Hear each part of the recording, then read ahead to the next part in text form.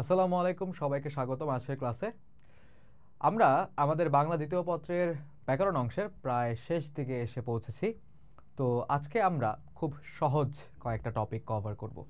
তার মধ্যে আছে হচ্ছে বাচ্য, উক্তি এবং যতিচিহ্ন। ওকে, তো বাচ্য কি? বাক্যের প্রকাশভঙ্গিকে হচ্ছে বাচ্য বলে। উক্তি মনে করো দুই রকম হতে পারে, প্রত্যক্ষ এবং পরোক্ষ, ঠিক আছে, যেগুলো হচ্ছে আমরা ইংরেজিতে ন্যারেশনে করেছি এরকম। তারপরে হচ্ছে তোমার যতিচিহ্ন, ঠিক আছে, মনে করো দাড়ি, কমা, ড্যাশ, কোলন, যেগুলো আমরা ব্যবহার করে থাকি, এগুলোর ব্যাপারে আমরা জানবো, খুব কঠিন কিছু না।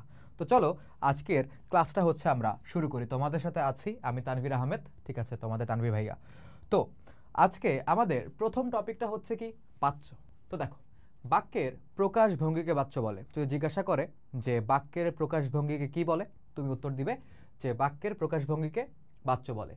বাক্যের মধ্যে ক্রিয়ার ভূমিকা বদলে গিয়ে একই বক্তব্যের প্রকাশভঙ্গি আলাদা হয়ে যায়। কিসের ভূমিকা? দেখো, বাক্যের মধ্যে ক্রিয়ার ভূমিকা বদলে গিয়ে মানে ক্রিয়ার যেই হচ্ছে মনে করো যেটা রোল, এটা চেঞ্জ হয়ে প্রকাশভঙ্গিটা হচ্ছে একটু আলাদা হয়ে যায়।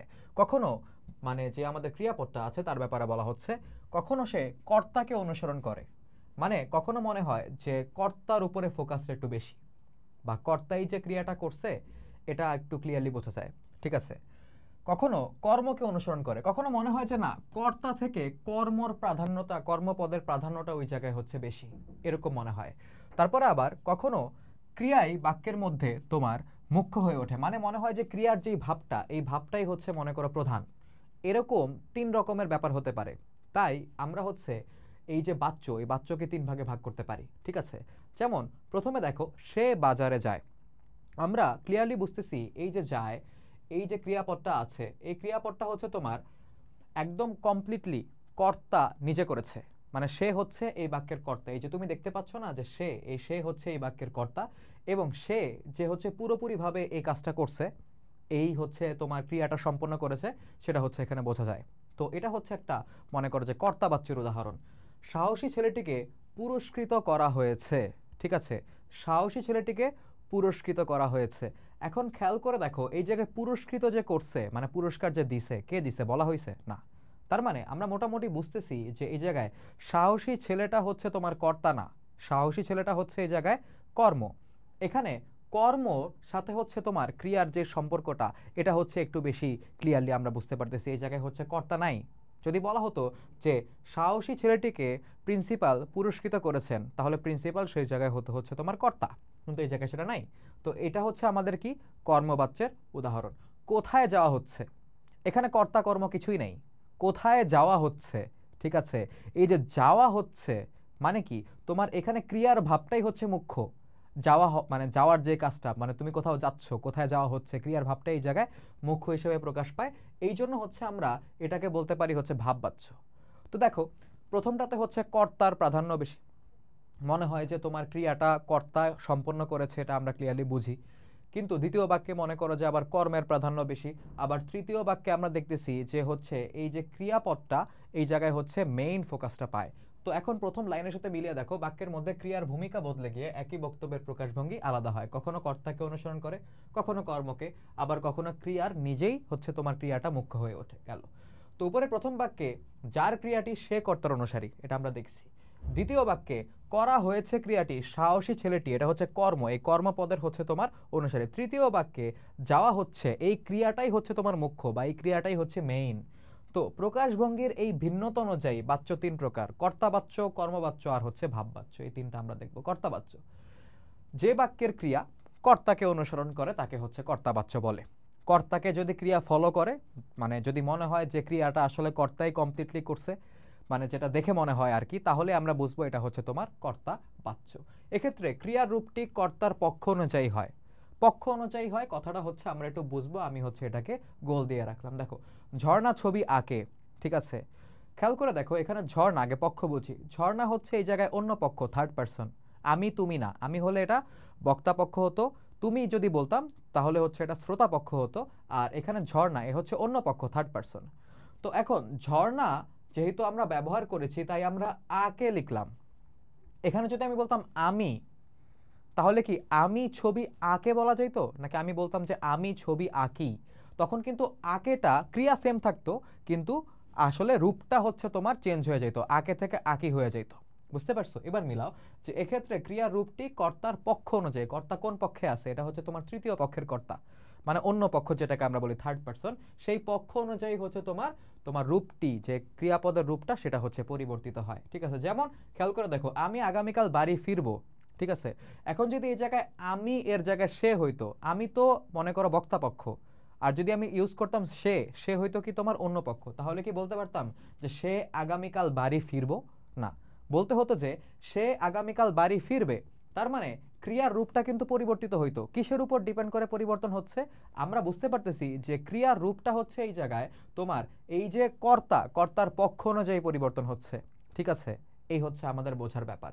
এখন আসলে আমাদের দেখতে হবে যে এই জায়গায় তোমার ক্রিয়াপদটা কর্তাকে অনুসরণ করে কিনা। খেয়াল করো, ঝর্ণা ছবি আঁকা, আমরা বুঝতেছি এই জায়গায় ঝর্ণা ছবি আঁকে, ক্রিয়াপদটা ঝর্ণাই যে কমপ্লিট করে, মানে আঁকার কাজটা যে ঝর্ণা কমপ্লিট করে এটা বুঝতেছি, তার মানে এখানে ক্রিয়া কর্তাকে অনুসরণ করে, এটা একটা কর্তাবাচ্য। আগামীকাল মানে আমি আগামীকাল বাড়ি ফিরবো, আমি ফিরবো, আমি হচ্ছে কর্তা এবং ফিরবো হচ্ছে তোমার ক্রিয়া। তার মানে আমরা কমপ্লিটলি বুঝতেছি যে আমি যে ক্রিয়াটা সম্পন্ন করব এটা আমরা এখানে ক্লিয়ার। তার মানে এই জায়গায় ক্রিয়াপদটা কর্তাকে অনুসরণ করে, এই জন্য এটা হচ্ছে কর্তাবাচ্য। অজীব বিশেষ্য অনেক সময় কর্তার ভূমিকা গ্রহণ করে, মানে বিশেষ্য কিন্তু অজীব, মানে যেটা জীবন নাই। যেমন মনে করো যে ফ্যান, ফ্যান তো অজীব, তাই না? তারপর হচ্ছে মনে করো যে শরৎ, বিশেষ্য কিন্তু অজীব, এগুলোর কি জীবন আছে? না, এগুলা মনে করো একটা হচ্ছে বস্তু, একটা হচ্ছে তোমার অ্যাবস্ট্রাক্ট জিনিস। ঠিক আছে? তো ফ্যানটা অনেক জোরে ঘুরছে, ফ্যানটা ঘুরতেছে, ফ্যান হচ্ছে এই বাক্যের কর্তা। তো মানে এখানে যে ফ্যানটা ঘুরতেছে এটা কিন্তু তোমার ক্রিয়াপদটা ক্লিয়ারলি যে ফ্যানটাকে মনে করো অনুসরণ করে, ফ্যানকে অনুসরণ করে, সেটা হচ্ছে আমরা এখানে বুঝতেছি। শরতে শিউলি ফোটে, শরতে ফোটে, ঠিক আছে, কর্তাকে ক্রিয়া অনুসরণ করতেছে, দ্যাটস ওয়াই এটা হচ্ছে তোমার কর্তাবাচ্য। কর্মবাচ্য, যে বাক্যের ক্রিয়া কর্মকে অনুসরণ করে তাকে কর্মবাচ্য বলে। যেমন পুলিশ কর্তৃক, পুলিশ কর্তৃক ডাকাত ধৃত হয়েছে। ঠিক আছে? পুলিশ কর্তৃক ডাকাত ধৃত হয়েছে, এই জায়গায় তোমার কর্তা কোনটা আর হচ্ছে তোমার কর্ম কোনটা সেই জিনিসটা আমাদেরকে একটু বুঝতে হবে। এখানে কর্তা হচ্ছে তোমার পুলিশ, ঠিক আছে, আর কর্ম হচ্ছে ডাকাত। মানে পুলিশ ধরছে, ডাকাত কি পুলিশকে ধরছে? না, পুলিশ হচ্ছে ধরছে ডাকাতকে। তো পুলিশ হচ্ছে কাজটা কমপ্লিট করে, তাই পুলিশ হচ্ছে তোমার এই জায়গায় কর্তা, আর ডাকাত হচ্ছে এই জায়গায় কর্মপদ। কিন্তু ডাকাত ধৃত হয়েছে, ঠিক আছে, ডাকাতকে ধরা হয়েছে, এই জায়গাটা হচ্ছে আসলে বেশি ফোকাস পায় বা হাইলাইটেড হয়। ওকে, এটা হচ্ছে তোমার চিন্তার উপরে, তুমি চিন্তা করে এটা বুঝবা। যে তো হচ্ছে তোমার ডাকাত যে ধৃত হয়েছে, তো এখানে ডাকাত ধৃত হওয়া বা ডাকাত ধরা পড়ার ব্যাপারটা হচ্ছে আরো বেশি ফোকাস পায়, পুলিশ ডাকাত ধরেছে এর থেকে। তো এখানে বুঝতে পারতেছি যে আসলে ধৃত হওয়া বা ধরা পড়ার যেই হচ্ছে ক্রিয়াটা, সেটা আসলে তোমার কর্তার চেয়ে বেশি কর্মের অনুসারী, আর যেহেতু কর্মের অনুসারী বেশি, এটাকে আমরা বলতে পারি হচ্ছে তোমার কর্মবাচ্য। তো এই যে মনে করো যে কর্তৃক, এই জিনিসগুলো হচ্ছে আমরা কর্মবাচ্যের মধ্যে পাবো। তো এটা হচ্ছে আমরা যখন হচ্ছে কর্তা বাচ্য থেকে কর্মবাচ্যতে চেঞ্জ করব তখন আমরা ভালো মতো বুঝে নিব, কোনো সমস্যা না। এখন জাস্ট বেসিক আইডিয়া, চিঠিটা পড়া হয়েছে, এখন কে পড়েছে? যদি বলতাম যে আমি চিঠিটা পড়েছি বা আমার দ্বারা চিঠিটা পড়া হয়েছে তাহলে হয়তো, কিন্তু কথা হচ্ছে কি, এখানে যখন বলা হয় যে আমার দ্বারা চিঠিটা পড়া হচ্ছে, তখনও কিন্তু আসলে যে চিঠি পড়া হয়েছে এইটা আসলে বেশি হচ্ছে তোমার ফোকাস পায়। তো চিঠিটা পড়া হয়েছে, কে পড়েছে? কর্তার এই জায়গার কোনো কিছু মনে করো যে বালাই গন্ধ কিছুই নাই। তো চিঠি হচ্ছে এই জায়গায় কর্ম। কেন কর্ম? দেখো হচ্ছে পড়া হয়েছে, আমরা যদি প্রশ্ন করি যে কি বা কাকে, ঠিক আছে, কি বা কাকে দিয়ে যদি আমরা প্রশ্ন করি তাহলে যে উত্তরটা পাই সেইটাকে আমরা কি বলতে পারি? সেটাকে আমরা কর্মপদ বলতে পারি। এখন যদি প্রশ্ন করি যে কি পড়া হয়েছে, উত্তর আসবে চিঠিটা পড়া হয়েছে, চিঠি হচ্ছে কর্মপদ। আর এই জায়গায় বোঝা যাচ্ছে যে এখানে ক্রিয়াপদ হচ্ছে কর্মের অনুসারী, মানে কর্মকে বেশি ফলো করে, দ্যাটস ওয়াই এটা হচ্ছে কর্মবাচ্য।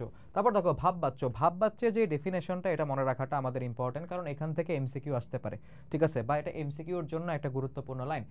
যে বাক্যের ক্রিয়া বিশেষ্য, দেখো ক্রিয়া বিশেষ্যর কথা কিন্তু বলছে, বাক্যের ক্রিয়াকে নিয়ন্ত্রণ করে, মানে ক্রিয়া বিশেষ্য বাক্যের ক্রিয়াকে নিয়ন্ত্রণ করে, ক্রিয়াপদকে ক্রিয়া বিশেষ্য কন্ট্রোল করে, তাকে হচ্ছে ভাববাচ্য বলে। যেমন আমার যাওয়া হলো না, এই জায়গায় খেয়াল করো, যাওয়া, তারপর এখানে হচ্ছে আসা, এগুলো হচ্ছে এক একটা তোমার ক্রিয়া বিশেষ্য, এগুলো আমরা হচ্ছে বিশেষ্য পদে আমরা হচ্ছে পড়েছি, ঠিক আছে।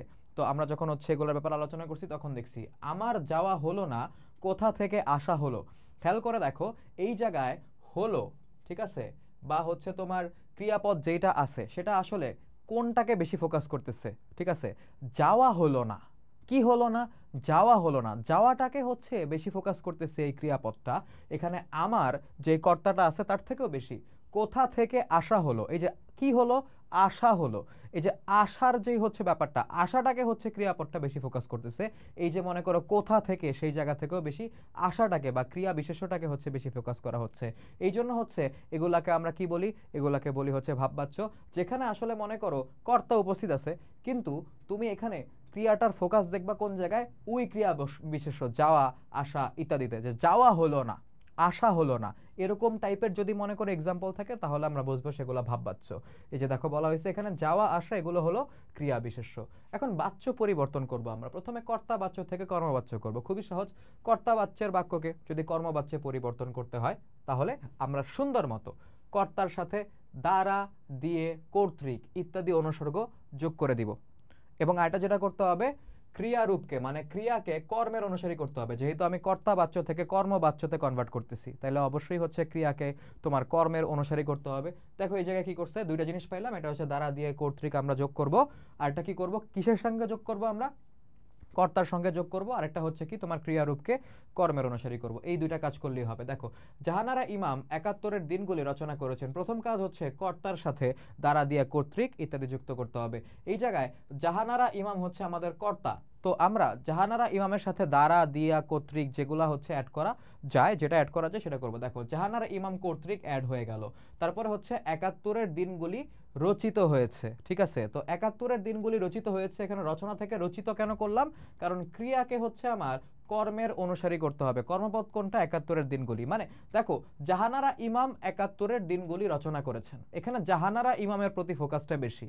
ঠিক আছে, জাহানারা ইমামের উপর হাইলাইটটা বেশি। কিন্তু যখন বলা হয় জাহানারা ইমাম কর্তৃক ৭১-এর দিনগুলি রচিত হয়েছে, তখন না দেখবা হচ্ছে অটোমেটিক্যালি তোমার ফোকাসটা হচ্ছে ৭১-এর দিনগুলির প্রতি বেশি চলে যায় জাহানারা ইমামের থেকে। ঠিক আছে, এটা হচ্ছে বাচ্য প্রকাশভঙ্গি। ঠিক আছে, এটাই কিন্তু তোমাকে ডেফিনেশনে বলা হয়েছিল। তারা বাড়িটি তৈরি করেছে। এখন দেখো তারা বাড়িটি তৈরি করেছে, কারা? তারা। ঠিক আছে, এখন এই জায়গায় আমাদেরকে বলছে যে হচ্ছে কর্তার সাথে দ্বারা, দিয়ে, কর্তৃক অ্যাড করতে হবে। দেখো তারা বাড়িটি তৈরি করেছে, এই জায়গায় তারা হচ্ছে কর্তা। দেখো তাদের দ্বারা একটু চেঞ্জ হবে, তোমাকে চেঞ্জ করে নিতে হবে। তারা দ্বারা তো হয় না, তাদের দ্বারা হইতে পারে, তোমাকে ওইরকম স্মার্টলি চেঞ্জ করে নিতে হবে। তাদের দ্বারা বাড়িটি তৈরি হয়েছে। ঠিক আছে, দেখো এখানে করেছের জায়গায় হয়েছে, এটা ইউজ করা হইলো কেন? কারণ ক্রিয়াকে তোমার কর্মের অনুসারী করতে। কর্ম কোনটা এই জায়গায়? বাড়িটি হচ্ছে এই জায়গায় কর্ম। একটু চিন্তা করো, শুনে দেখো আমার সাথে সাথে। তারা বাড়িটি তৈরি করেছে, তারা করেছে, ও বাহ, সেই তারা বাড়িটা তৈরি করছে। তাদের দ্বারা বাড়িটি তৈরি হয়েছে, এই জায়গায় বাড়ির উপর ফোকাস বেশি, আগের বাক্যে তাদের উপর ফোকাস বেশি ছিল। এরকম ভাবে হচ্ছে বাচ্য পরিবর্তিত হয়। কর্মবাচ্য থেকে আবার কর্তা বাচ্য যেটা আমরা পরিবর্তন করব, সেটা আমরা উল্টা কাজটা করব। কি করব? কর্মবাচ্যের বাক্যকে কর্তা বাচ্যে রূপান্তরিত করতে হলে কর্তার সঙ্গে যুক্ত যেগুলা হচ্ছে আমরা মনে করো তোমার কর্তা বাচ্য থেকে কর্মবাচ্য করার সময় যোগ করছিলাম। ঠিক আছে, তো সেগুলা কি আমরা সরাই ফেলবো, দ্বারা, দিয়ে, কর্তৃক প্রভৃতি অনুসর্গ বাদ দিব এবং ক্রিয়াকে কর্তার অনুসারী করব। সহজ। মানে কর্তা বাচ্য থেকে কর্মবাচ্য করার সময় আমরা কর্তার সাথে দ্বারা, দিয়ে, কর্তৃক অ্যাড করছিলাম এবং কর্তাকে কর্মের অনুসারী করছিলাম। এই জায়গাতে হচ্ছে আমরা দ্বারা, দিয়ে, কর্তৃক সরাই দিব এবং ক্রিয়াকে কর্তার অনুসারী করব, অপোজিটটা করব। শেষ কর্মবাচ্য প্রধান শিক্ষক কর্তৃক জাতীয় পতাকা উত্তোলিত হয়েছে, এই কর্তৃকটা বাদ যাবে। ঠিক আছে, তো কি হলো? দেখো প্রধান শিক্ষক জাতীয় পতাকা উত্তোলন করেছেন। একটু চিন্তা করো, প্রধান শিক্ষক কর্তৃক জাতীয় পতাকা উত্তোলিত হয়েছে, এখানে জাতীয় পতাকার উপর ফোকাস বেশি। এটা হচ্ছে তোমার কর্মপদ এবং এটা হচ্ছে একটা কর্মবাচ্যের উদাহরণ। কিন্তু যখন বলা হয় প্রধান শিক্ষক জাতীয় পতাকা উত্তোলন করেছেন, তখন প্রধান শিক্ষকের উপর ফোকাসটা বেশি চলে যায়। ব্যাপারটা হচ্ছে এরকম। আমাদের কঠোর পরিশ্রম করতে হবে। ঠিক আছে, তো এই জায়গায় তো দ্বারা, দিয়ে, কর্তৃক মনে করো যে কিছুই অ্যাড করা নাই, কিন্তু একটু বুঝতে হবে। দেখো আমাদের কঠোর পরিশ্রম করতে হবে। ঠিক আছে, তো এই জায়গায় কঠোর পরিশ্রম করতে হবে, এই কঠোর পরিশ্রমটা হচ্ছে আমাদের কর্মপদ, এটার উপর ফোকাস বেশি। কিন্তু যখন বলা হয় আমরা কঠোর পরিশ্রম করি, মানে আমাদের উপর তখন ফোকাসটা চলে যায়। তো কঠোর পরিশ্রমের উপর যখন ফোকাস ছিল তখন সেটা কর্মবাচ্য, আর যখন হচ্ছে আমাদের উপর ফোকাস চলে আসছে তখন সেটা হচ্ছে কর্তাবাচ্য। এখন কর্তাবাচ্য থেকে ভাববাচ্য। দেখো কর্তাবাচ্যকে ভাব মানে এই বাক্যটাকে ভাববাচ্যে রূপান্তরিত করতে হলে একটি ক্রিয়া বিশেষ্যকে নিয়ন্ত্রকের ভূমিকায় নিয়ে আসতে হবে। কারণ আমরা জানি ভাববাচ্যে ক্রিয়া বিশেষ্য ক্রিয়াকে নিয়ন্ত্রণ করে, ক্রিয়া বিশেষ্য ক্রিয়াকে কন্ট্রোল করে। এই জন্য বলা হচ্ছে কর্তাবাচ্যের বাক্যকে ভাববাচ্যে রূপান্তরিত করতে হলে একটি ক্রিয়া বিশেষ্যকে নিয়ন্ত্রকের ভূমিকায় নিয়ে আসতে হবে, মানে কন্ট্রোল করে ক্রিয়াকে, যে মানে যার উপরে হচ্ছে তোমার ক্রিয়া ফোকাস করে বেশি, এটাই হচ্ছে নিয়ন্ত্রকের ভূমিকা। তুমি কখন এলে, তুমি কখন এলে, ঠিক আছে, কখন আসা হলো, এই যে আসা, এটা কি একটা তোমার ক্রিয়া বিশেষ্য। এই ক্রিয়া বিশেষ্য আনলেই হচ্ছে দেখবা কি বাক্যটা তোমার ক্রিয়া বিশেষ্যকে বেশি হচ্ছে ফোকাস করতেছে, মানে এই ক্রিয়াপদটা এই ক্রিয়া বিশেষ্যকে হচ্ছে তোমার অনুসরণ করতেছে। ওখানে কেন গেলে, ওখানে কেন যাওয়া হলো, এই যে যাওয়া হচ্ছে একটা তোমার ক্রিয়া বিশেষ্য, তো ওখানে কেন গেলে, সেই জায়গা থেকে ওখানে কেন যাওয়া হলো, এই যে দেখো ক্রিয়াপদটা এখন ক্রিয়া বিশেষ্যকে বেশি ফলো করে।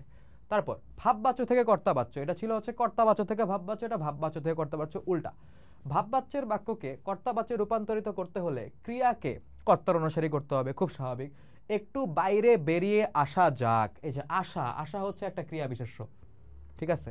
কি করলো দেখো, একটু বাইরে বেরিয়ে আসি, একটু বাইরে বেরিয়ে আসি, ঠিক আছে। এই আসা যাক থেকে হচ্ছে তোমার আসি হয়ে গেল, বুঝতে পারছো? তো এই যে দেখো এই জায়গাতে মনে করো যে ক্রিয়াটা, ঠিক আছে, এই যে ক্রিয়াটা অনেকটা হচ্ছে ক্রিয়া বিশেষ্যের উপর তোমার নির্ভরশীল ছিল, যেটা হচ্ছে কর্তাবাচ্যে নাই। এবার বাঁশিটি বাজানো হোক, ঠিক আছে, বাজানো হোক, এই যে বাজানো, বাজানো হচ্ছে কি একটা ক্রিয়া বিশেষ্য, এই বাজানো হোক, ঠিক আছে, ক্রিয়াটা হচ্ছে তোমার ক্রিয়া বিশেষ্যকে ফোকাস করে, কিন্তু যখন বলা হয় এবার বাঁশিটি বাজাও, এবার বাঁশিটি বাজাও, তখন কিন্তু আসলে ওই যে ক্রিয়া বিশেষ্যের উপর যে ফোকাস সেটা থাকে না, চেঞ্জ হয়ে যায়, আমরা কর্তাবাচ্য পেয়ে যাই, ঠিক আছে। তো এখন আসলে কি ওরকম বাধা ধরো হচ্ছে সরল থেকে জটিল, জটিল থেকে যৌগিক করতে গেলে আসলে ব্যাপারটা একটু ইজি, কিন্তু এটা অনেকটা তোমার সেন্সের উপর নির্ভর করে, তুমি বুঝতেছো কিনা বাক্যটা, ঠিক আছে, টপিকটাই এমন। বাচ্য বলতে কি বোঝায় দেখো, বাচ্য বলতে মানে বাক্যের প্রকাশভঙ্গি বোঝায় খুব সহজ কথায়। তারপর বাক্যের মধ্যে কিসের ভূমিকা বদলে গিয়ে ওই বাক্যের প্রকাশভঙ্গি আলাদা হয়, ক্রিয়ার ভূমিকা বদলে গিয়ে, এটা আমরা জানি, ওকে। তারপর বাচ্য কত প্রকার, আমরা জানি বাচ্য হচ্ছে তোমার 3 প্রকার। তারপর কর্তা বাচ্যের বাক্যকে ভাব বাচ্যে রূপান্তরিত করতে হলে কোন পদকে নিয়ন্ত্রণ করতে হয়, আমরা জানি ক্রিয়া বিশেষ্য পদকে নিয়ন্ত্রকের ভূমিকায় আনতে হয়, না হলে হচ্ছে ভাব বাচ্যে তোমার পরিবর্তন করা যায় না। আমাদের কঠোর পরিশ্রম করতে হয়, কর্মবাচ্যের এই বাক্যটিকে যদি আমরা কর্তাবাচ্যে পরিবর্তিত করি তাহলে আসবে হচ্ছে তোমার আমরা কঠোর পরিশ্রম করি, এখানে ডি কেন অ্যান্সার দেওয়া, রাইট অ্যান্সার হচ্ছে আমাদের এইটা, ঠিক আছে, আমরা কঠোর পরিশ্রম করি। খেয়াল করে দেখো এই জায়গায় আমাদের কঠোর পরিশ্রম করতে হয়, এটা একটা কর্মবাচ্য, ঠিক আছে, কারণ কি তোমার কঠোর পরিশ্রমের উপর এই জায়গায় ফোকাসটা বেশি, যেটা হচ্ছে আমাদের আসলে কর্ম। কিন্তু আমরা কঠোর পরিশ্রম করি তখন আসলে আমাদের উপর ফোকাস চলে আসে, তখন সেটা কর্তাবাচ্য হয়ে যায়, আমরা হচ্ছে এই বাক্যের কর্তা, ঠিক আছে। তো তারপরে আমাদের যেই টপিক, সেই টপিকটা হচ্ছে আমাদের উক্তি, ঠিক আছে। তো উক্তি আসলে খুবই সহজ একটা জিনিস, আমরা দেখতেই পারতেছি, আমরা জানি উক্তি কি। বক্তার কথা উপস্থাপনের ধরনকে উক্তি বলে। তুমি যদি একদম ডিরেক্টলি কারো কথা উপস্থাপন করো সেটা প্রত্যক্ষ উক্তি হবে, তুমি যদি তার কথাটা ইনডিরেক্টলি মানে তোমার হচ্ছে উপস্থাপন করো তাহলে হচ্ছে পরোক্ষ উক্তি হবে। কি রকম দেখো, এখন প্রত্যক্ষ এবং পরোক্ষ উক্তি দুইটা টাইপ আছে, সেটা হচ্ছে আমি অলরেডি কথার মধ্যে বলে ফেলছি। আজ আমি অনেক পড়েছি, ঠিক আছে, আজ আমি অনেক পড়েছি মানে আমি আমার কথাটা একদম ডিরেক্টলি বললাম, এটা হচ্ছে তোমার একটা প্রত্যক্ষ উক্তি, ঠিক আছে। কিন্তু যদি এটাকে ঘুরিয়ে বলি যে ছেলেটি বলেছিল যে সেদিন সে অনেক পড়েছে, মানে আমার কথাটাকেই বা ওই ছেলেটার কথাটাকেই একটু ইনডিরেক্টলি বলা হলো, তখন সেটা হয়ে যায় তোমার পরোক্ষ উক্তি, ওকে। এখন প্রত্যক্ষ উক্তি থেকে পরোক্ষ উক্তিতে পরিবর্তন করার সময় আমাদের বেশ কিছু জিনিসের পরিবর্তন আনতে হয়, যেমন মনে করো সর্বনামের পরিবর্তন আনতে হয়, তারপর মনে করো একটা জায়গায় যে বসে, তারপর তোমার মনে করো যে উদ্ধার চিহ্ন আছে, উদ্ধার চিহ্ন উঠে যায়, ঠিক আছে। তো এরকম কিছু ব্যাপার হয়, মনে করো যে কালের কিছু পরিবর্তন হয়, সেগুলো আমরা দেখবো, কোনো সমস্যা নেই। যে উক্তিতে বক্তার কথা সরাসরি উদ্ধৃত হয়, ঠিক আছে, তাকে হচ্ছে প্রত্যক্ষ উক্তি বলে। সরাসরি যেটা হচ্ছে উদ্ধৃত হয়, মানে সরাসরি বক্তার কথা তুমি যে জায়গায় প্রকাশ করো সেটা হচ্ছে তোমার প্রত্যক্ষ উক্তি, যেটা হচ্ছে এইখানে দেখা গেল। আর যে উক্তিতে বক্তার কথা অন্যের দ্বারা বর্ণিত হয়, মানে বক্তা নিজে বলে নাই, অন্য কেউ বলছে, ধর আমি বললাম আমার আজকে মন ভালো, তুমি শুনলা, তুমি গিয়া তোমার ফ্রেন্ডে বললা জানোস তানবীর ভাইয়া বলছে যে তানবীর ভাইয়ের মন ওই দিন ভালো ছিল, ঠিক আছে, বা সেদিন ভালো ছিল। তো দেখো কথাটা কিন্তু মনে করো একই, কিন্তু একটা আমি বলছি ডিরেক্টলি, তুমি আরেকজনকে ইনডিরেক্টলি বলছো, ব্যাপারটা হচ্ছে এই জায়গায় তফাৎ। আমারটা হচ্ছে প্রত্যক্ষ আর তোমারটা হচ্ছে কি পরোক্ষ। যে আর যে উক্তিতে বক্তার কথা অন্যের দ্বারা বর্ণিত হয় তাকে হচ্ছে তোমার পরোক্ষ উক্তি বলে। প্রত্যক্ষ উক্তির লেখার সময়, ঠিক আছে, তারপর মনে করো যে একটা চিহ্ন ব্যবহার করা হয়, যে চিহ্নটা হচ্ছে আমরা এই যে এই জায়গায় দেখতে পাচ্ছি, ঠিক আছে, যেটাকে আমরা বলি উদ্ধার চিহ্ন। ওকে, তোমাদের বই এটা বলা হয়েছে, এই চিহ্নটা হচ্ছে ব্যবহৃত হয়। যেমন রফিক হেসে বলল, আমি আপনাকে লক্ষ্য করিনি, ঠিক আছে। তো এই জায়গায় মনে করো লক্ষ্য করিনি, এখানে একটা বানানের ব্যাপার আছে, তোমরা যেটা ভুল করো, এইটা হচ্ছে তোমার এই লক্ষ্যটা হচ্ছে কি মনে করো যে তুমি তাকে খেয়াল করছো কিনা, আর এটা হচ্ছে লক্ষ্য, যেটা হচ্ছে লাখ বোঝায়, ঠিক আছে, 1 লাখ 2 লাখ এরকম। কালো চুলের মানুষটি বলল কিছু একটা, দেখো তার কথাটা হচ্ছে একদম আমি এখানে একটা কমা দিয়ে, মানে প্রথমে নিয়মটা হচ্ছে একটা কমা দিতে হয়, ঠিক আছে, ন্যারেশনে তো তোমরা করছোই, ইংলিশে তো ন্যারেশন করার কথা, এবং একটা মনে করো উদ্ধার চিহ্ন শুরুতে এবং শেষে দিতে হয়। অনেকে কনফিউজ থাকে যে ভাই মানে উদ্ধার চিহ্নের আগে কি অন্য কোনো বিরাম চিহ্ন ব্যবহার করা যাবে? অবশ্যই যাবে, এটা কোনো প্রশ্ন হতে পারে বা হচ্ছে বাক্যের সমাপ্তি বোঝাতে পারে, যে কোনো কিছু, ঠিক আছে, তো তুমি অবশ্যই বিরাম চিহ্ন ব্যবহার করতে পারবা। প্রত্যক্ষ উক্তির যেখান থেকে উদ্ধার চিহ্ন শুরু হয়, পরোক্ষ উক্তিতে সেখানে যোজক যে বসে। মানে দেখো প্রত্যক্ষ থেকে পরোক্ষ করার সময় কিছু পরিবর্তন আসে, আমি বলছি অলরেডি। তার মধ্যে প্রথম পরিবর্তনটা হচ্ছে, ধরো যেই জায়গায় উদ্ধার চিহ্ন ছিল প্রত্যক্ষতে, পরোক্ষ করার সময় সেটা উঠে যায় এবং সেই জায়গায় যে বসে। নেতা বললেন, আমি জনগণের মৌলিক অধিকার নিশ্চিত করতে চাই। কত বড় মিথ্যা কথা, বাংলাদেশের নেতারা এগুলো বলে, ঠিক আছে, মানে এই উপমহাদেশে এটা চর্চা আছে মিথ্যা কথা বলার। ওকে, বলে অনেক কিছু, পরে আর কিছু করে না। নেতা বললেন যে, দেখো এই যে উদ্ধার চিহ্ন যে ছিল সেখানে যে চলে আসলো, নেতা বললেন যে কমা তিনি জনগণের মৌলিক অধিকার নিশ্চিত করতে চান। দেখো সর্বনামেরও কিন্তু কিছু পরিবর্তন ঘটে, আমির জায়গায় তিনি হইল, এগুলা হচ্ছে সেন্স অনুযায়ী পরিবর্তন করতে হয়, কিন্তু কিছু ব্যাপার আছে, ঠিক আছে। তো প্রথম জিনিসটা আমরা পেয়ে গেলাম। দ্বিতীয় দেখো, অর্থ সঙ্গতি রাখার জন্য বাক্যে ব্যবহৃত সর্বনামের পরিবর্তন প্রয়োজন হয়। তো আমরা এই জায়গায় কি পেলাম, সর্বনামের পরিবর্তন হচ্ছে আমাদের করার প্রয়োজন হতে পারে। তো দেখো এখন এই যে এই লাইনটা তোমাকে মনে রাখতে হবে খুব সুন্দরভাবে, কারণ এটা এমসিকিউতে ডিরেক্টলি চলে আসতে পারে, যে তোমাকে প্রশ্ন করতে পারে অর্থ সঙ্গতি রাখার জন্য বাক্যে ব্যবহৃত কোন পদের পরিবর্তন করতে হয় প্রত্যক্ষ থেকে পরোক্ষ উক্তি করার সময়। তখন তুমি কনফিউজ হয়ে যাবে, কারণ তুমি পড়ছো কিন্তু মনোযোগ দিয়ে পড়ো না, আরে এটা তো খুব সহজ একটা চ্যাপ্টার, পড়লেই হইব না, একটু মনোযোগ দিয়ে তাও আমাদের পড়তে হবে। অর্থ সঙ্গতি রাখার জন্য বাক্যে ব্যবহৃত সর্বনামের পরিবর্তন হয়, যেমন একটু আগেই বললাম আমি থেকে তিনি হইলো। যেমন দেখো রাজীব বলল, আমি বাগান করা পছন্দ করি, ঠিক আছে, তো এটা আমি যখন পরোক্ষ করব বলবো যে রাজীব বলল যে সে বাগান করা পছন্দ করে, ঠিক আছে। তো এখন খেয়াল করো, আগের বাক্যে আমরা শিখছি যে বসে, আমরা এখানে যে বসালাম, আমির জায়গায় সে বসলো। এখানে কিন্তু আর একটা চেঞ্জ আছে, খেয়াল করে দেখো, রাজীব বলল আমি বাগান করা পছন্দ করি, ওকে, রাজীব বলল যে সে বাগান করা পছন্দ করে, যে করি থেকে করে হয়ে গেল, দেখছো। তো এরকম কিছু ক্রিয়ারও কিন্তু পরিবর্তন ঘটে, সেটাও আমরা দেখব, সমস্যা নাই। তো মোটামুটি আমরা সর্বনাম পেলাম, তারপর যে তোমার যোজক বসে সেটা আমরা পেলাম। মিহির বলল, আমার জানা মতে সবুজে বাসায় থাকে। মিহির বলল যে আমার জায়গায় তার, যেহেতু হচ্ছে অন্য কেউ বলতেছে, তোমার কথা আমি যখন বলবো তখন কি আমি বা আমার ইউজ করব নাকি? তুমি বললা ধরো যে ভাইয়া আজকে ভালো লাগতেছে না, তো আমি যখন এটা অন্য কাউকে বলবো, যে বলবো যে দেখো সে আমাকে বলছিল যে তার আজকে ভালো লাগতেছে না, এরকম কিছু। তো আমার জানা মতে সবুজে বাসায় থাকে, মিহির বলল যে তার জানা মতে সবুজ সে বাসায় থাকতো, ঠিক আছে।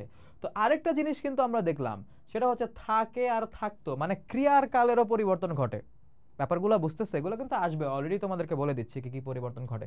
তো এই হচ্ছে আমাদের এই পর্যন্ত আলোচনা। তারপর দেখো পরোক্ষ উক্তিতে কর্তা অনুযায়ী ক্রিয়ারূপের পরিবর্তন করতে হয়। এই যে বললাম না যে দেখো এখানে করি ছিলে করে হয়ে গেছে।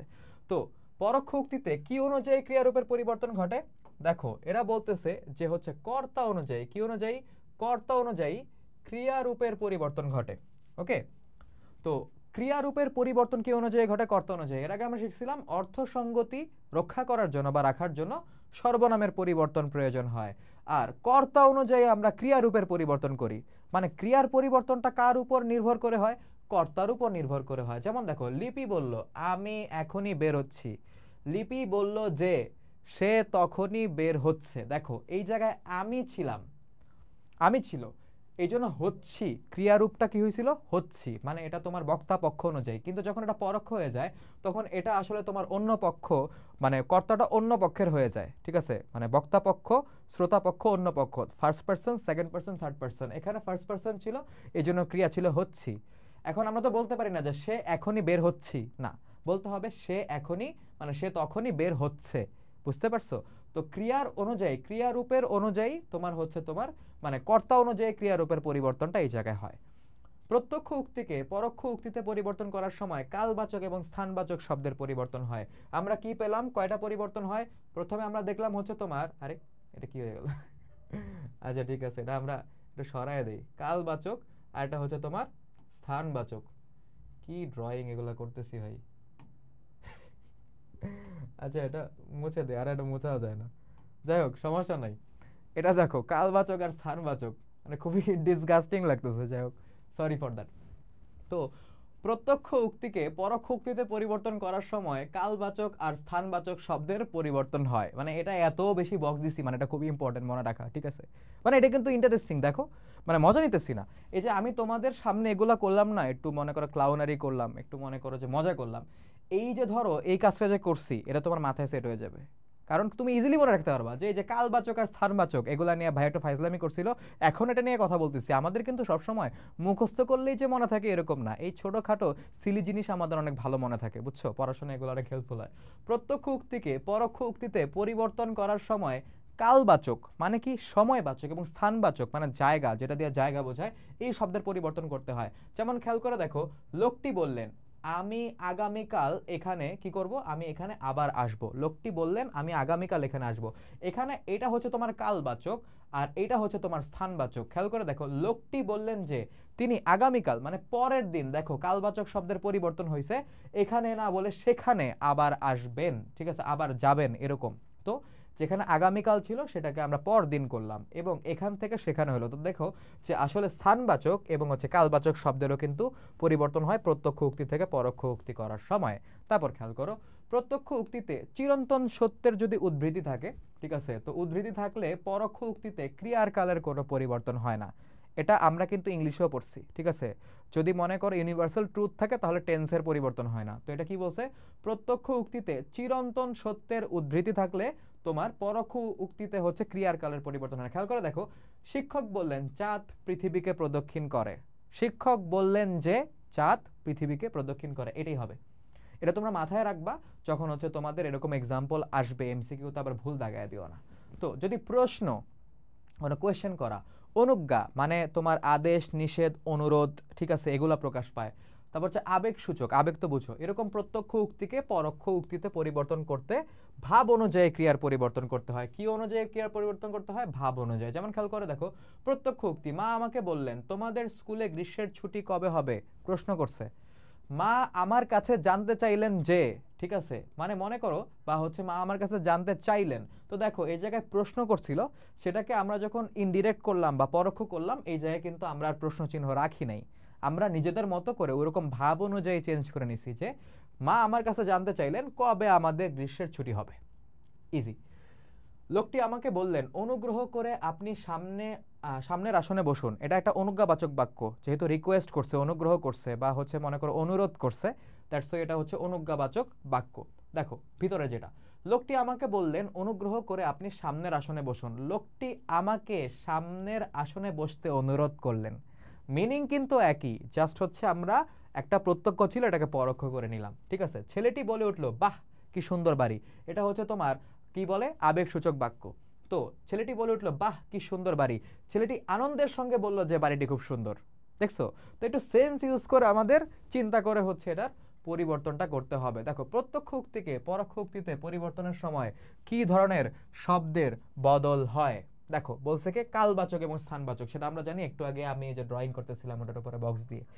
তো প্রত্যক্ষ উক্তিতে কোন জ্যোতি চিহ্ন দিয়ে উক্তিকে আবদ্ধ করা হয়? আমরা জানি যে উদ্ধার চিহ্ন দিয়ে হচ্ছে তোমার উক্তিটাকে আটকানো হয়, ঠিক আছে, উক্তিটাকে নির্দিষ্ট করা হয়। তারপর অর্থের সঙ্গতি রাখার জন্য উক্তি পরিবর্তনের সময় কোন পদের পরিবর্তন প্রয়োজন হয়? দেখো এই যে এতবার যদি না বলতাম যে এখানে হচ্ছে তোমার আসলে সর্বনামের পরিবর্তন করতে হয় অর্থ সঙ্গতি রক্ষা করার জন্য, তাহলে হচ্ছে এই প্রশ্নটা তোমরা পারতা না। আমি তোমাদেরকে যে জিনিসটা 10 বার বলি, বারবার ঘুরায় ঘুরায় বলি, মাঝে মাঝে বিরক্ত লাগতে পারে যে ভাই এক কথা 3 বার বলে কেন, কারণ যাতে তোমরা একটু চিন্তা করো যেটা 3 বার বলছি মানে এটা ইম্পর্টেন্ট।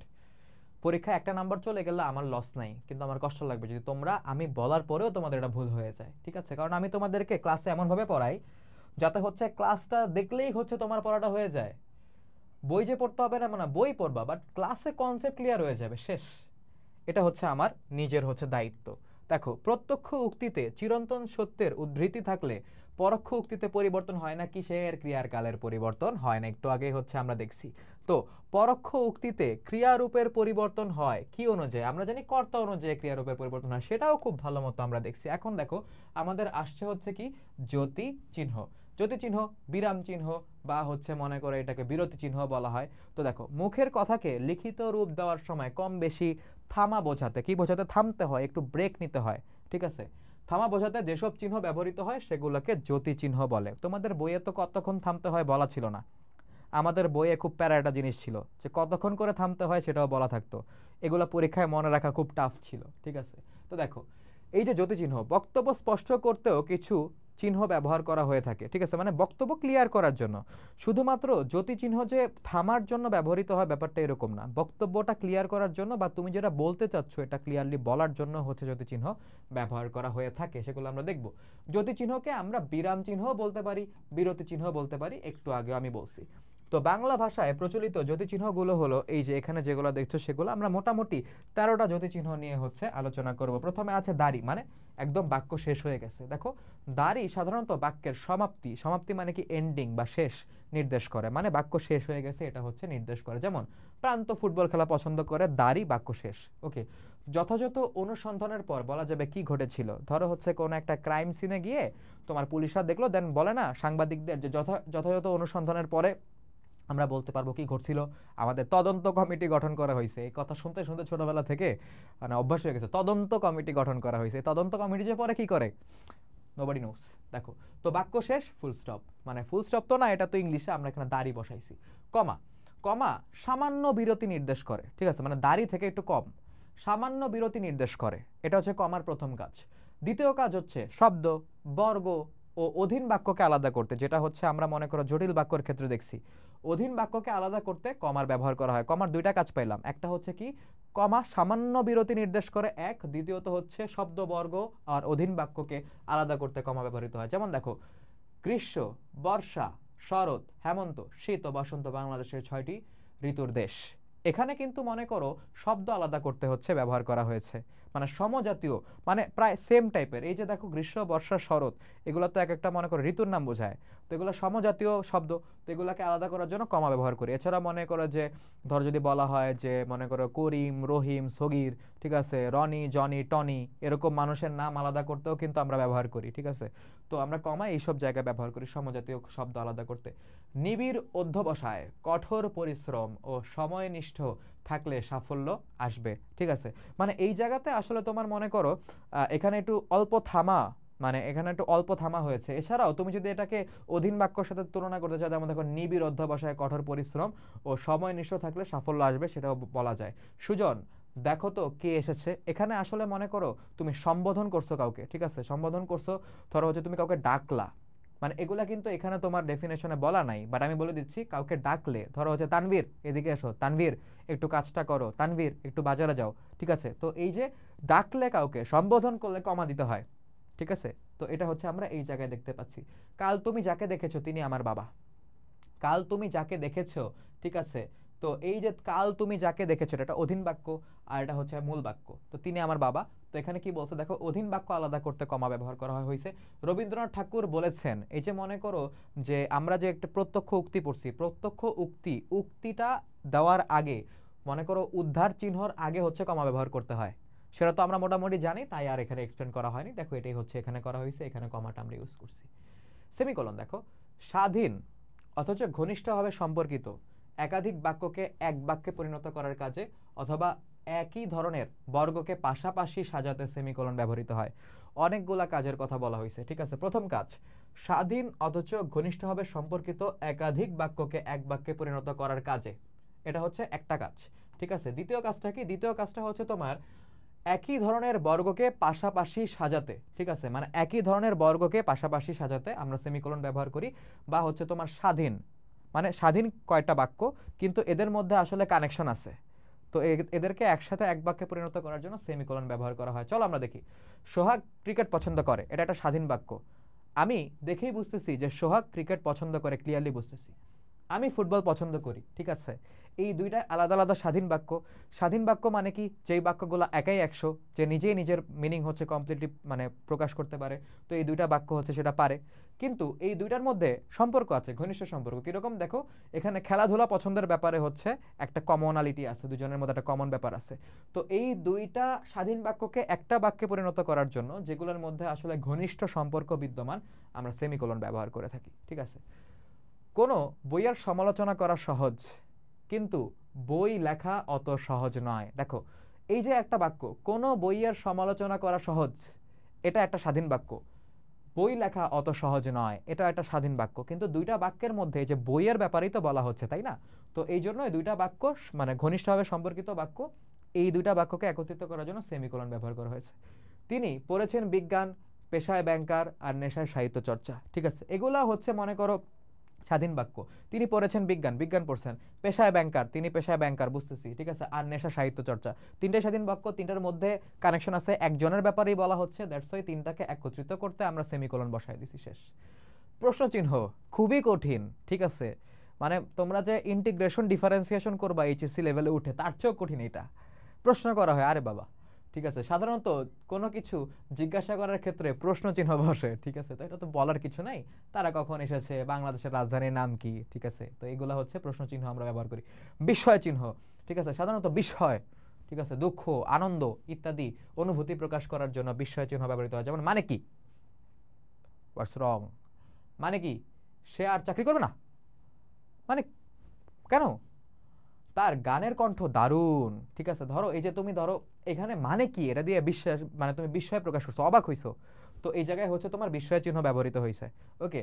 আর তার গানের কণ্ঠ দারুণ, এই জায়গায় হচ্ছে তোমার আনন্দ প্রকাশ পাইছে, তুমি গানের কণ্ঠ শুনে অভিভূত হয়েছে, আরে সেই গাইতো, আমি তো ভালো গাইতে পারি না, আমারটা শুনে কেউ অভিভূত হয় না। হাইফেন, ঠিক আছে। বাক্যের মধ্যকার একাধিক পদকে সংযুক্ত করতে, এগুলা কিন্তু মনে রাখো বাবা, সেমিকোলন, হাইফেন আর ড্যাশের মধ্যে তোমরা গুলায় ফেলাটা করা যাবে না। বাক্যের মধ্যকার একাধিক পদকে সংযুক্ত করতে হাইফেন ব্যবহৃত হয়। যেমন দেখো, মা বাবা দুইটা আলাদা পদ, ঠিক আছে, মা বাবা দুইটা আলাদা পদ, ঠিক আছে। যেমন ধরো এটা কি একটা তোমার দ্বন্দ্ব সমাসের উদাহরণ, সমাস নিয়ে আসলাম আবার এটার মাঝখানে। দেখো, তো মা বাবা কাছে, মা বাবার কাছে সন্তানের গৌরব সবচেয়ে বড় গৌরব।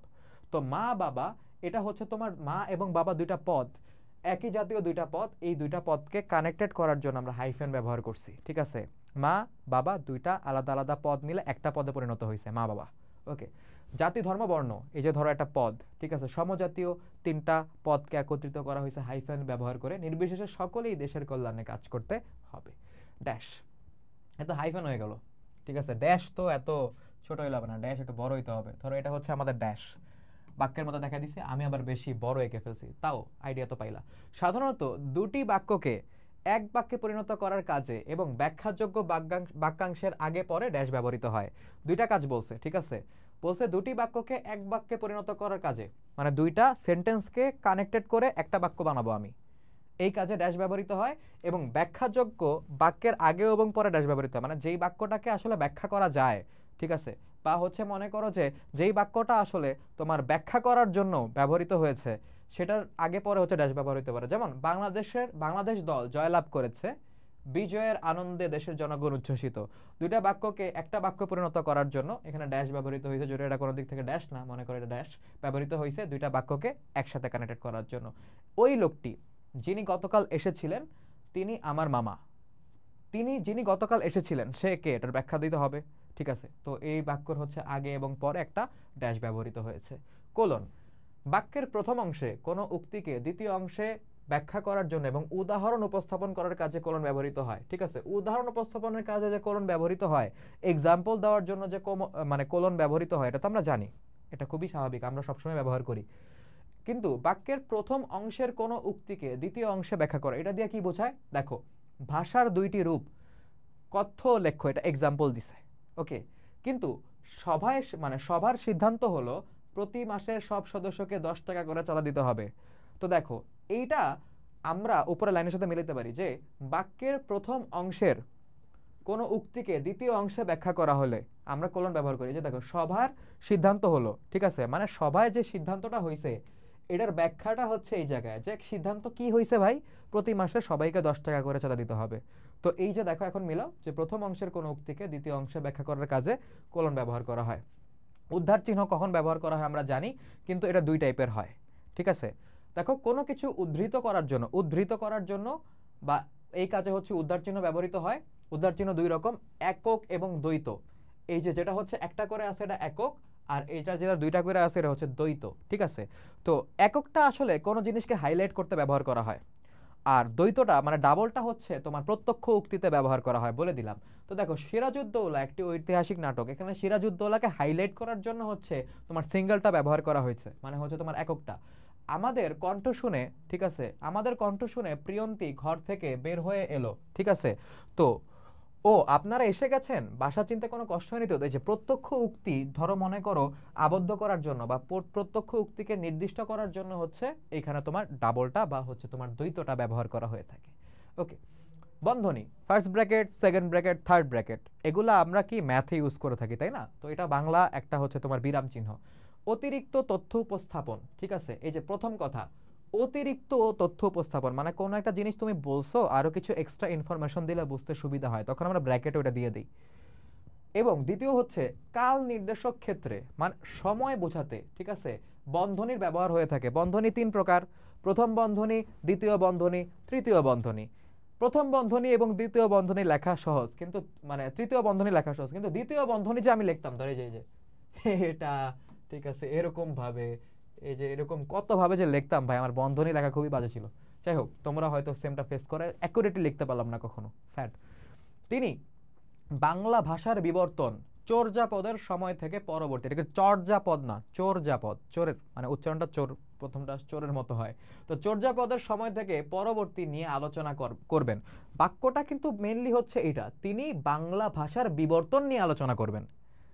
এখন বাংলা ভাষার বিবর্তন আসলে কোন জায়গা থেকে, বাংলা ভাষা তো বিবর্তন হয়েছে অনেক সময় ধরে, কোন সময় থেকে কোন সময় পর্যন্ত যে তিনি আলোচনার মধ্যে রাখছেন, মানে কোন কতটুকু যে আলোচনার মধ্যে রাখছেন সেটা এই জায়গায় বলে দেওয়া হয়েছে যে চর্যাপদের সময় থেকে পরবর্তী।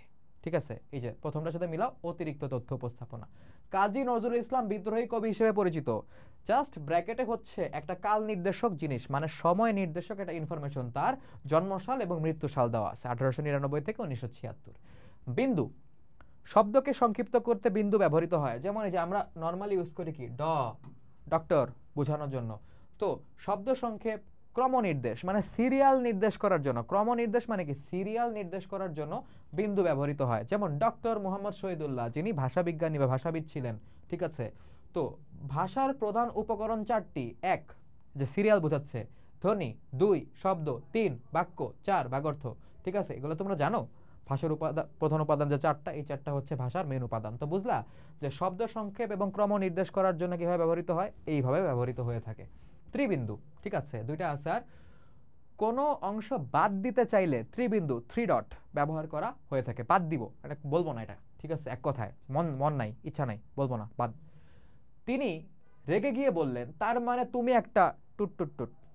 ওকে, তো এই যে ব্যাপারটা, ঠিক আছে, তো এই যে ডট ডট ডট মানে কি, আমি মানে এটা বলবো না, মানে সে বলতে চাচ্ছে না বা এই জায়গায় লেখা হয় নাই, ব্যাপারটা হচ্ছে ওইটা। আমাদের ঐক্য বাইরের, মাঝখানে গ্যাপ, ওই ঐক্য জড় অকর্মক সজীব সকর্মক নয়। ওকে, কি বুঝাইছে এটা বুঝতে হবে না, বাট একটা অংশ বাদ দিছে, দেখছো দেখছো বলছে হচ্ছে কোনো অংশ বাদ দিতে চাইলে ত্রিবিন্দু ব্যবহার হয়, এই জন্য আমরা হচ্ছে এটা এভাবে ইউজ করি।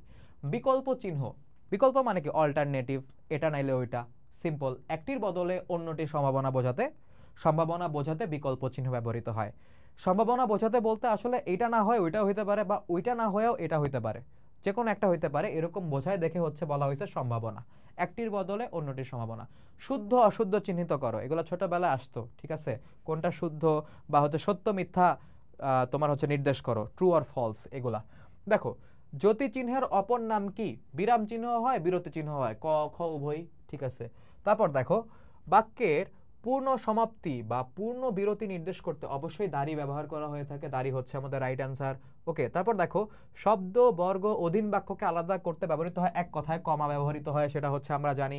তারপর দেখো দুটি অধীন বাক্যের মধ্যে অর্থের ঘনিষ্ঠতা নির্দেশ করতে কি ব্যবহৃত হয় আমরা জানি, অধীন বাক্যের মধ্যে অর্থের ঘনিষ্ঠতা নির্দেশ করার জন্য আমরা সেমিকোলন ব্যবহার করা হয়ে থাকে। প্রশ্ন বোঝাতে দাড়ি ব্যবহার করা হয়, তাই না?